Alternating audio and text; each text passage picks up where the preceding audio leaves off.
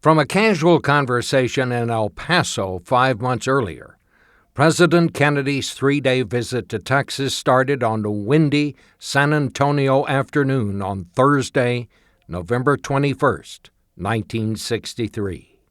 He appeared at Brooks Air Force Base to dedicate their new School of Aerospace Medicine. This nation has tossed its cap over the wall of space, and we have no choice but to follow it. With the vital help of this Aerospace Medical Center, we shall then explore the wonders on the other side. Thank you. Air Force One then flew the President and Mrs. Kennedy to Houston for a late afternoon motorcade from the airport, ending at the Rice Hotel. After a brief rest, the Kennedys appeared at a League of United Latin American Citizens event.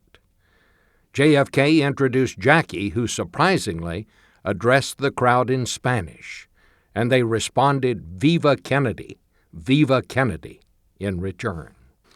Another motorcade took the Kennedys to Houston Memorial Coliseum for a dinner honoring Texas Congressman Albert Thomas and his 27 years of public service.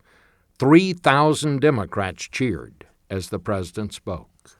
And I must say, in the 3 years that I've been in this office, I don't know anyone who's been a greater help in trying to get the job done, not just for Houston and not just for Texas, but for the entire United States than Albert Thomas. And I'm glad to be with his friends here tonight. While all these events were taking place, and as the Kennedys flew to Fort Worth and a nighttime motorcade, Ruth Carter Johnson and Hotel Texas staffers finished preparing the Kennedys' room. Not the elaborate Will Rogers suite on the 13th floor, but at the request of the Secret Service, a more secure room on the 8th floor, Suite 850. Johnson asked her art patron friends to loan their best works for a temporary exhibit welcoming the Kennedys to the city that boasts its Where the West Begins. Exhausted from travel, appearances, and speeches, they barely noticed until the next morning. Despite the dreary, misty rain, the Kennedys were elated to find themselves surrounded by artworks from masters such as Thomas Eakins, Pablo Picasso, Charles Russell, Vincent van Gogh, and others, and they vowed to thank those who brightened their room. But first, President Kennedy strode into the hotel parking lot to speak to those who could not attend the formal breakfast address. The crowd wanted to see Jackie, too, so Kennedy explained. Mrs. Kennedy is organizing herself. It takes longer. But of course she looks better than we do when she does it. Inside the hotel's grand ballroom, President Kennedy made his entrance alone to wild cheers from the crowd at this Chamber of Commerce breakfast. As planned, Jackie joined him 20 minutes later to even greater applause.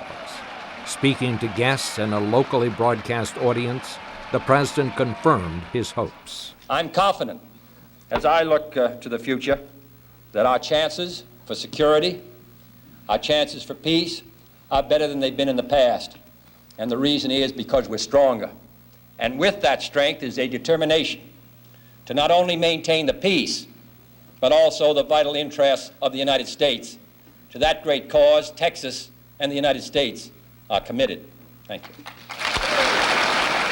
The entourage soon left the hotel via motorcade back to Carswell Air Force Base, where another crowd cheered the President and First Lady. And in an extremely rare public moment, the Kennedys held hands as they headed into the crowd for last-minute greetings and a few autographs. Then, because it was easier and faster than driving, they boarded Air Force One for a 13-minute flight to Dallas. Some 2,000 people waited for the president at Dallas Love Field, the main airport at the time, and without hesitation, but to the dismay of the Secret Service, he walked into the crowd with Jackie following close behind. Expectations of a hostile reception from conservative Dallas quickly eased, and the long motorcade through the city soon got underway.